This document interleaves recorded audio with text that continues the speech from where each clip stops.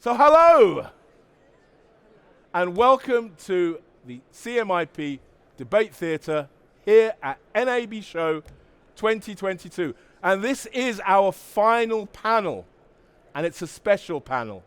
As you can see, we may have had a few substitutions due to loss of voice, COVID, meteor strike, conflicting meetings, missed trains. But we're here, and we're happy. And in about 40 minutes, I will be in a bar with a glass of rum and a Cuban cigar. Yes, thank you. You'll buy me the first drink. So let's introduce our panelists on our session, Going Global, how to launch an international TV service. And we have a truly international panel with us today. And let's start with the only person who looks like his picture, Daniel. If you can introduce yourself and your company. Hi, I'm Daniel Church. I'm the head of advanced TV product for Beachfront Media. Short and sweet. Igor. Igor Orper. I'm the head of solutions for BitMovin. We're a video streaming tooling company for video developers. Wonderful. And Anna. Anna Lockwood from Telstra Broadcast Services. Dror. Hello, I'm Dror Mangel. I'm a director of product for Viaccess-Orca. Viaccess-Orca is an Orange company, and we are doing the service delivery platform. Wonderful. And Jeff. Hi, I'm Jeff Krieger from Whitby. We do QA for OTTs, networks, and MVPDs. So we are truly international. So let's have an international question. The world is a big and wonderful place. 230 odd countries, billions of people, thousands of services. I'm going to ask each one of you, starting with Daniel. Tomorrow, if you were going to advise somebody about starting up a new service, what would it be and where would it be? Yeah, I think the United States is still, North America is still the most mature market. If you're doing an AVOD platform, which is what I would recommend, this is a great place to actually do it. Other than the US though, because I feel like that's a little bit of a too easy question, I would look at LATAM and South America, a lot of the same language. You have a lot of synergies across that ecosystem, and you can use content across a lot of different countries. It's a good answer. Igor. I mean, there's no wrong place to start a TV streaming Good service. We see our customers starting services everywhere. We, in fact, split our business recently into new media and media and entertainment because there's so many new services that have started in the last 2-3 years, and they continue to start every day. So I think the important thing is to consider the constraints you have in different regions of the world, and I think we'll end up talking more about that. Anna. Yeah, and I think there's never been a better time to take your content global. To Igor's point, I think that almost anywhere in the world there's an audience for your content. But for our business directly, we are an Australian company, so we do take a lot of content into Australia and New Zealand. And interestingly, ANZ is often a trial market for launching new services, launching new tech, doing something different. It is seen as a very good market to do tests, proof of concepts, and trials in. But aside from our home markets, we have done a lot of work over the last couple of years with both China and India.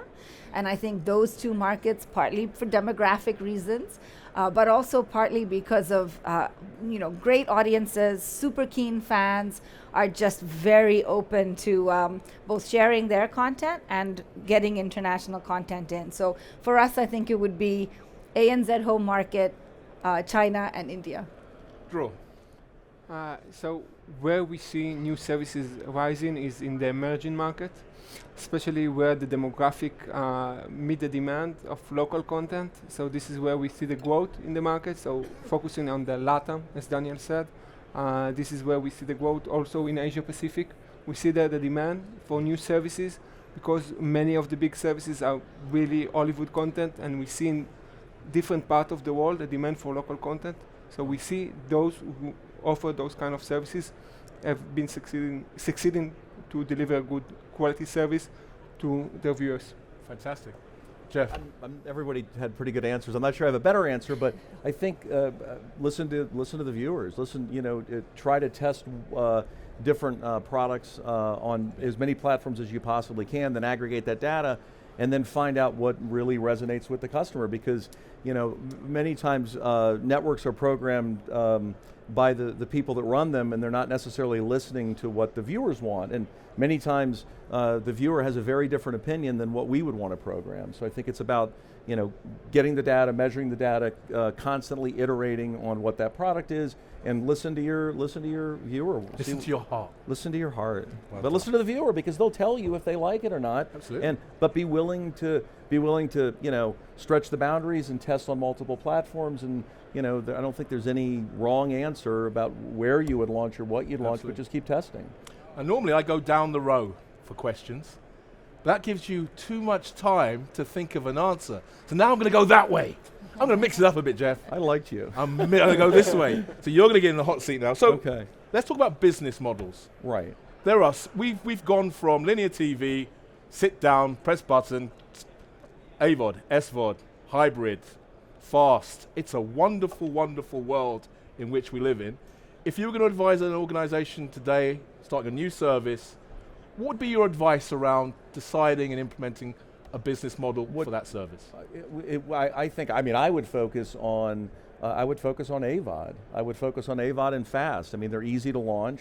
There's plenty of ad networks out there that are looking for unique content that are want to reach a niche. I've got a friend who has launched a fast channel on a few platforms that's celebrity focused, and it's a very sticky product. And advertisers want to reach 18 to 35-year-olds that want to leave their TV running so they can see the latest celebrity news. And again, it's not the network I would have launched, but it works. Okay. And so it reaches that audience. And for an advertiser, that's what they're looking for. They're trying to reach a very specific segment with the type of content, and in his case, it's the studios and the managers and the agents love to put this content out there, and then you can attach ads to it. So, okay. Dror, what's your view? So my answer is very simple. We're going to address it all. So really, to give the viewers the choice to go from freemium, the ad-supported, the fast channels that it's easy start. You can start with that, but then viewers, what they expect is eventually to see also the premium content to watch it. So you want that, you're going to be a loyal subscriber, great. We can do it pay-per-view even, okay, if for sport events. So really to enable it all, it's not one or the other, it's one and the other. But can I ask you just a slight, are you suggesting that companies should think about doing a triple launch where they launch the same product across different models? I think in one product you can allow it all. With the right technology in place, this is something that we are doing today, giving them the choice. They're able to give their viewers the choice, so they start with the AVOD with some kind of a limited offer with the first channel, and then you want to get to subscribe to something that is premium, go and subscribe to it. When you have 5 experts on a panel, the first 2 people will generally say, the really good answers, and then your third, you're like, oh, damn. And I'm thinking, oh, these guys. The same question. What would you advise? Yeah, no, I think for us as a service provider, we see it all and we deliver it all. If you ask the analysts will say that the fastest growing markets are the ad-supported markets and the premium markets. So the classic answer is make sure that you've got an ad-supported offering, and make sure that you also have an offering, for the avid sports fan or the niche viewer. So I think we do see that in the market, but we also feel like the ability to offer multi-platform, the ability to offer hybrid business models and technology that supports hybrid business models, that is what really is resonating. Igor. I have to agree with Dror. I think you have to, first look at what's the content you have and the audience that you're looking to address, and in what region of the world. But ultimately, you need to offer multiple services, subscription, ad-supported, and also transactional, right?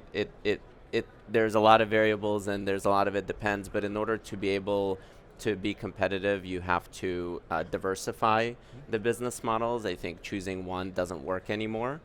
And to do that, you need the tech that's flexible enough to allow you to experiment with different business models, to adjust, how much ad content am I opening up to my viewers? Can I monetize on a transactional basis?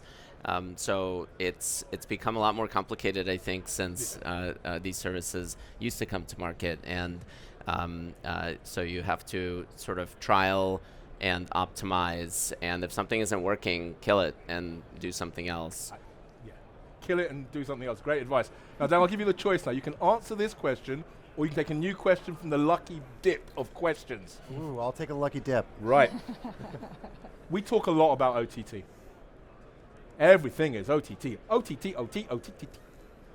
Is OTT the only game in town? Mobile, cellular, SAT, cable, are they just old hat now? Is it even worth having the discussion about anything that isn't OTT? It's absolutely worth having that discussion. The majority of ad dollars are still in cable, satellite. The majority of the viewing is still there. Beachfront as an ad server, we focus a lot on the cable systems, which a lot of other people don't, because we see that there's tremendous value still there, and there will be for some time. I think a lot of people want the cable side of things to decline very rapidly. Everyone's very hot to talk about OTT, but I think that they miss kind of the consumer, what the people actually want. A lot of people don't want to go and start an app. My parents, they love being on that menu and they love using that set-top box, and no amount of forcing will get them to change that model. And so we look at it holistically of television as an actual product. Whether you're on OTT, whether you're on QAM, cable systems, whatever you are, you should have a good ad experience. You should be able to get that content and have it all available. I 100% agree. 100% agree. I did see some nodding heads as well. I mean, is OTT the only game in town? Does anybody think that OTT is just like, everything else is dead? Anybody that virulent, prepared to say that position on camera? You look like a person who says, "Oh, go on, you go do it." Not yet.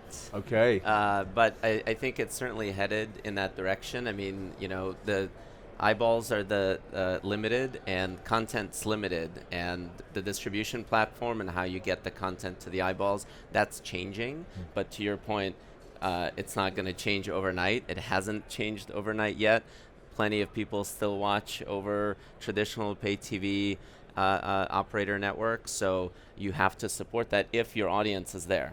And if your audience is watching on their mobile devices while they're commuting to, now people are commuting places, when they're commuting to places, then you have to find them there. But I think it's important to do the analysis, figure out where's your target audience, and pick the right platform for you. Can I play devil's advocate slightly? I remember speaking to an analyst a number of years ago who said that, yes, young people, my son included, don't watch television. They use their phones, their tablets.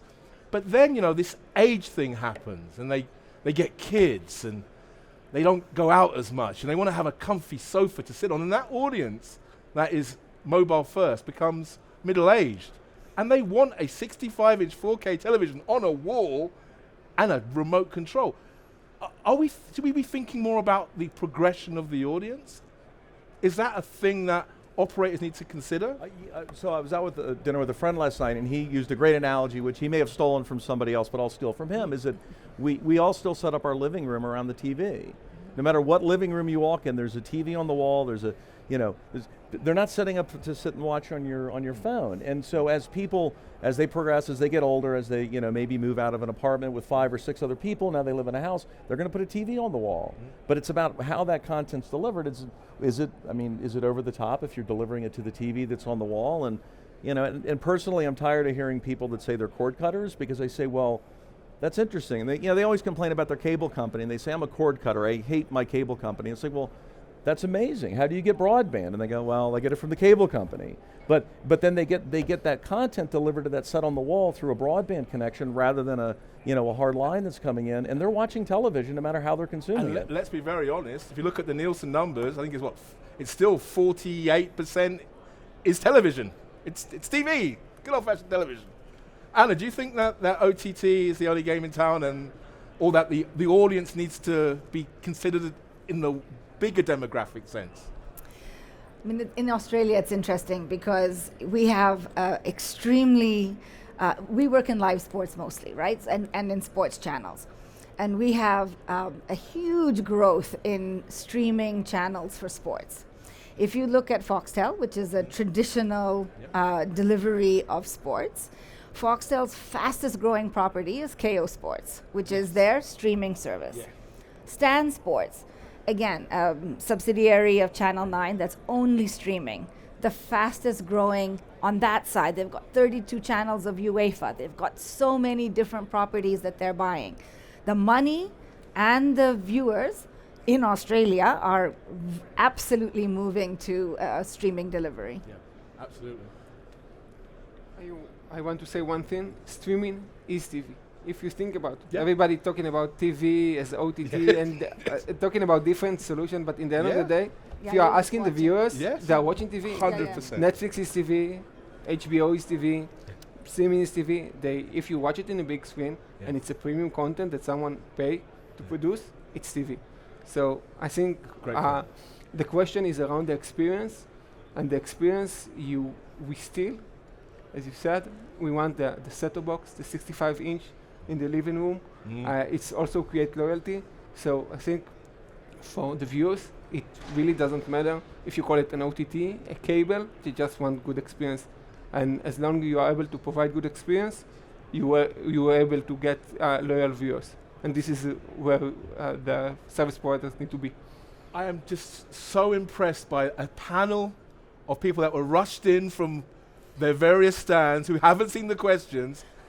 But I have some hard questions on here. Now, who would like a really hard question that you're probably going to make it really difficult to answer? Who wants to volunteer for a really hard question? Why not? Yay! We know one of the big. Let's go back one step. Content is king. How many times have we all said it, heard it, repeated it? And we're at a stage now where content is king, but it's really expensive. Rights are expensive. First-party content, original content's expensive. If you were advising, and I know it's a bit out of your remit because you're technology guys and girls, a new entrant into the market about content, what advice would you give, Anna? I told you it was a hard question and you did volunteer. Yeah, I did volunteer. I think, I mean, again, for us, what we're seeing in market is a mix of regional and international content. So I think I would say, if you're coming out with a new proposition to market or a new offering to market, respect your local audience, make sure that there's a high regional component of the content that you're doing, and then complement whatever percentage works in your area for more global or regional, wider regional content. So I think I would say, whether it's sports or entertainment, the mix-up and the way that content is traveling now, I think is super exciting. We're all watching Korean dramas, we're watching Bollywood. We're just much more open to a little cool sports club that we may not have found before, but now we get very invested in an esports team from Australia. I mean, for me, that's what I think is really catching audiences, and that would be my recommendation. That's a fantastic answer, Daniel. if you could top that, you're good, but that's a hard one to top. I certainly can't top it, but I'll do my best to come as close as possible. You need to look at your resources here. I mean, if you're a startup and you're trying to produce content that people like, content is king. You can get stuff on a shoestring that people want to watch. You definitely probably don't want to take on HBO and the Dragons and try to compete on that level. You would want to look for an audience that you know really well, that you can produce content for. Not the bottom level where it's like reality show TV necessarily, but like, in between there, you can get a lot of creatives, and what we've seen is kind of a disconnect from the studios and the streaming companies in terms of, yes, they're starting to make their own content, but it's never been better to be a creator right now. You can sell that content off to these streaming companies, and if you're a small creator, today is completely different than it was 10 years ago. And if you're producing that content, or if you're trying to get that content, working with some of these smaller companies, some of these really creative people, you can still challenge some of these larger players. Jeff, do you want to take that hot potato? No, it's well, yeah. I think it's, again, going back to where I started, it's about knowing your audience. And I'll give you an example of a product that many of you probably have never heard of, and if you have, raise your hand, because I'd be really interested. Have you ever heard of a studio called Troma? No. It's an older, okay. Oh, no, the low budget movie, Toxic Avenger. Toxic Avenger, okay, yes, so yes. really Lloyd, who runs it, is he is accessible to his fans. He has a loyal fan base. He will go to any show that will have him, and he'll have a line of 200 people standing there to get his autograph. Yeah. They'll buy the latest version of Toxic Avenger or any of the other low budget movies that he's produced. As well. Sells the merchandise. Yeah. He knows his audience. He respects his audience. He delivers what the audience wants. He will not work with platforms who will not let him service his audience and give them what what they're looking for.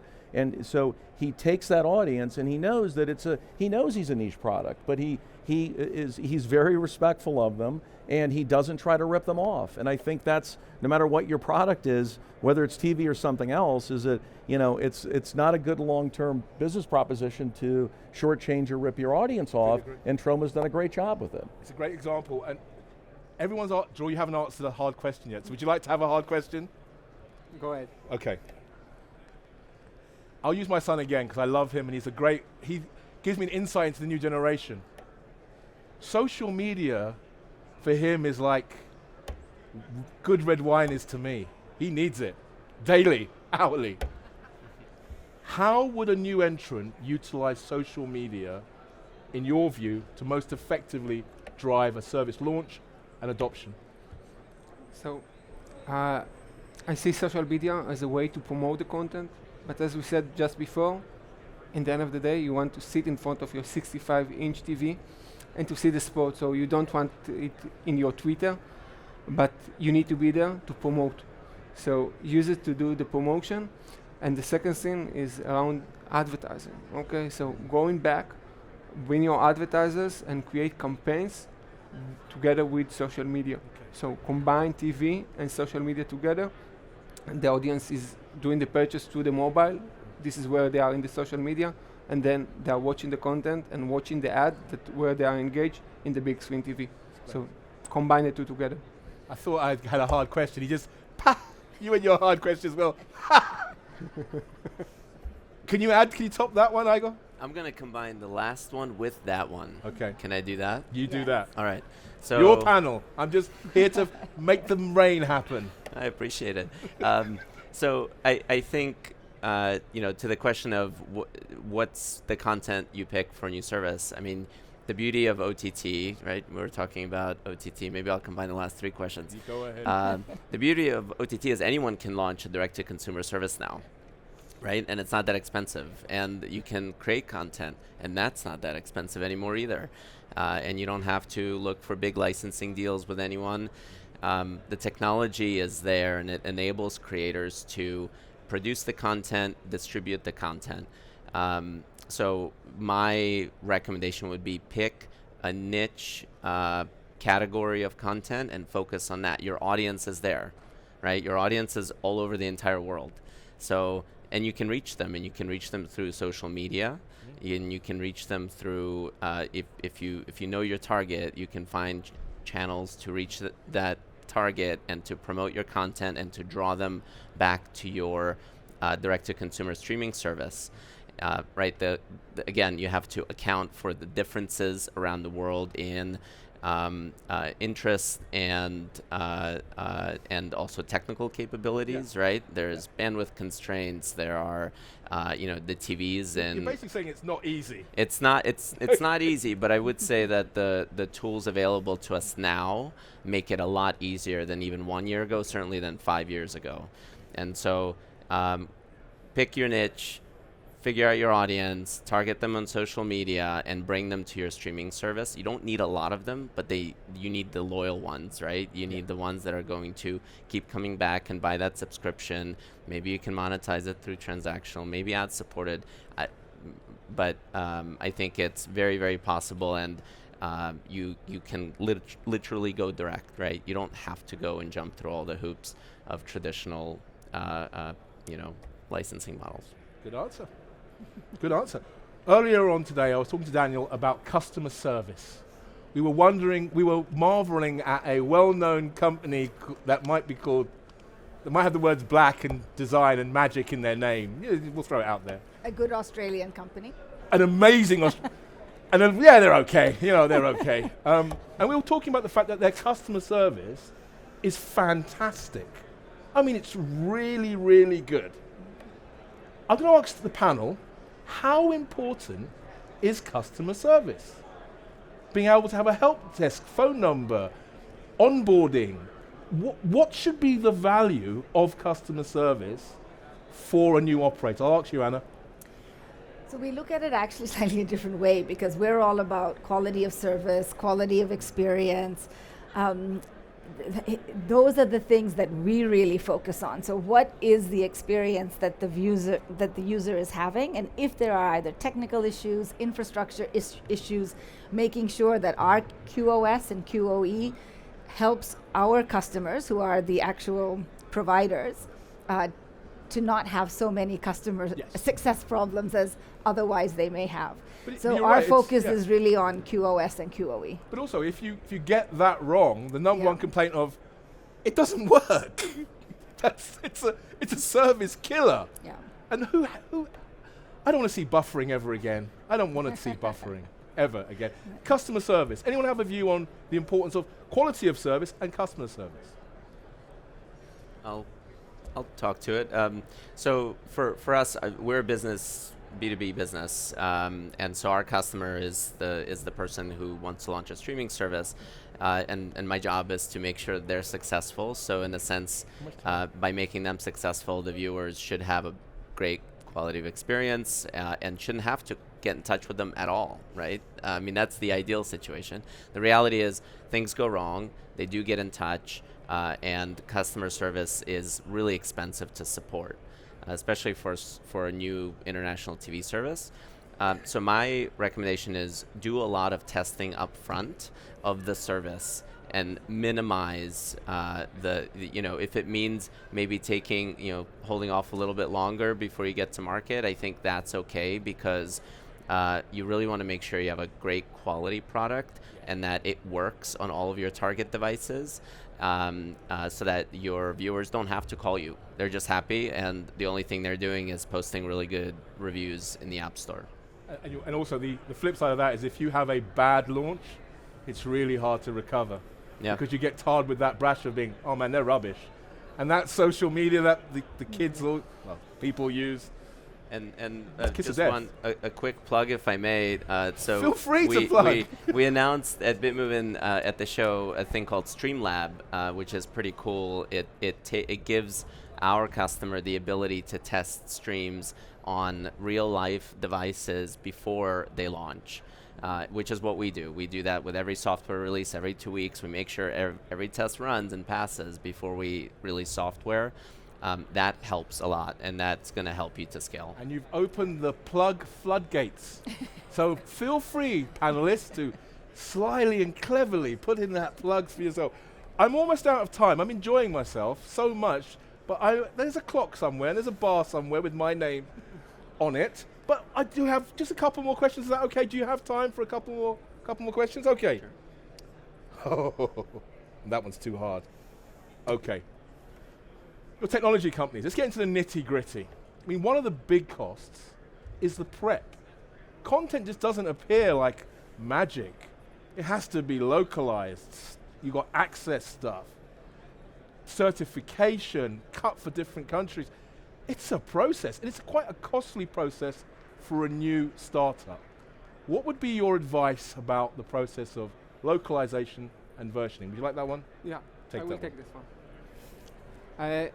As I see it, in general, I think it's the wholesale model that will solve this problem. So it's true you are a small startup, but you don't need small resource. You don't need it to make it on your own.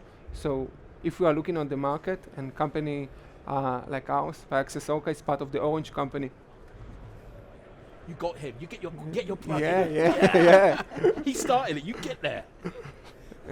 So we have the wholesale process. In general, we're serving all over the world. We know what does it mean to do the preparation, and we bring everything ready. So this multi-tenant, everything ready. So you just bring your content, and you get the right prices and the right infrastructure because it's already ready. Yeah. And this is in a different price. So this is the way to go. I think is to come to an wholesale and not start to build something from your own. And preparation for the content is one thing, but also the ads. If AVOD is the way to go, and you're an AVOD fan, an AVODophile, if that's even a word, the advertising infantry needs to be prepared as well. I'm assuming.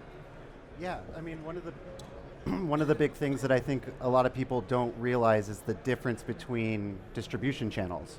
So we work with smaller programmers who do cable, and they are able to start, pushing that through a lot of these distributors, and that's relatively inexpensive for them from a distribution standpoint. But when they start to look at OTT, if they have an extremely successful month and they're paying for that content, they need to make sure that revenue is there. So there's a big downside to success if they're not able to recoup those costs. Yeah. So this is something that advertising fills a great niche for, because the more that people are streaming it, the more that they're going to get paid from advertising, and it allows you to offset some of that risk. So before we wrap up, I'm going to ask if there's anyone in the audience that would like to ask our esteemed panel any questions. If there aren't, great. If there are, great. I've got one last question for all of you. I'm going to just see. Nope. I have one final question, which is a row question. I'm going to ask each one of you. So, you've given me lots of advice.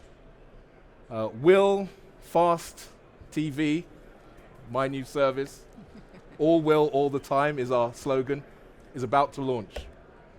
Starting with Daniel, what would be the one bit of advice you would give me in this very short time we have left to make Will Fast TV a success? Yeah, I mean, when it comes to fast TV, the number one thing you need to start thinking about is advertising. You need something that is efficient. You need something that handles all the platforms that you're working across. So, shameless plug here, we look for one platform like Beachfront that can handle cable, handle your digital, handle everything from that advertising side. So when you're launching services, whether it's FAST, whether it's AVOD, whatever it is, you're able to use one platform instead of having 25 that you have to go across and try to get those insights together for. I've just realized, Igor, that I don't want to do a fast channel anymore. I've decided that SVOD, Will SVOD TV, is going to launch. It's a VOD service that has panel discussions from all around the world. What would be a bit of advice for me? Reach. So you want to make sure you can reach your audience on the devices that they use, and they use a lot of devices. And if it's an international service, there's even more. I mean, there's devices you've never even heard of. So make sure that the technology you use to present that service to your customers works really well on all those devices. Perfect. Anna, I've decided now that Will SVOD TV, the target group that will appreciate it more is in Asia Pac. I connect with them. They're my people. What would be your advice for launching my service? I would say that you want to do something where you don't have to have a high infrastructure cost to go in. So partner with something that allows you to do virtual services, cloud services. Don't invest in long-term contracts. Don't invest in heavy CapEx. Try and keep it, software as a service. Try and keep it in the cloud. And if you spin up your channel and it needs tweaking, it's very easy then to make changes. Perfect. So I've tried my APAC launch. It went well. Yes. You are going to radio. Now I want to grow. Dror, I want to grow. I want to go to the next level. How can I take my small but wildly successful Will SVOD service and go to the next level? What would your advice be? Two things, data and experience. So the first thing is data. You need data to know where you want to go, to understand the viewers, to understand the needs of the market. I think this is the key to success.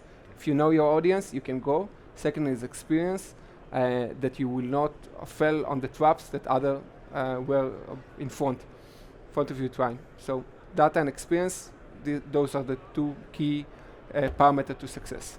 Jeff, I am wildly successful. Everything's going really, really well. However, I've had some hurdles.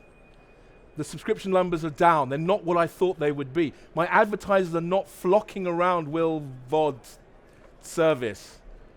I'm in trouble. I'm desperate. Jeff, help me. I've got the answer. It's merchandising. You're a product in a store, and if in order for people to see your product, when you walk into a Target, what do you see? You see the big seasonal displays. Yeah. You walk down, you walk past the Nespresso machines, and there's an end cap that's got your product on it. It's a digital store, but it's a virtual store. I mean, I'm sorry, it's a physical retail store in your mind. Yeah. So make sure that you're merchandised correctly. And if I've got to get a shameless plug in, or that guy over there is going to be upset with me, because that's something we can do. So you're merchandising as well? No. If you're interested in seeing how stores are set up, before I have a friend who was launching a kids product on X1. It was an app, and he had no idea that there were 37 other apps in kids products. He had no idea what the logos looked like. So presenting him with that information, now he can make an informed decision about how his product is going to look in that store.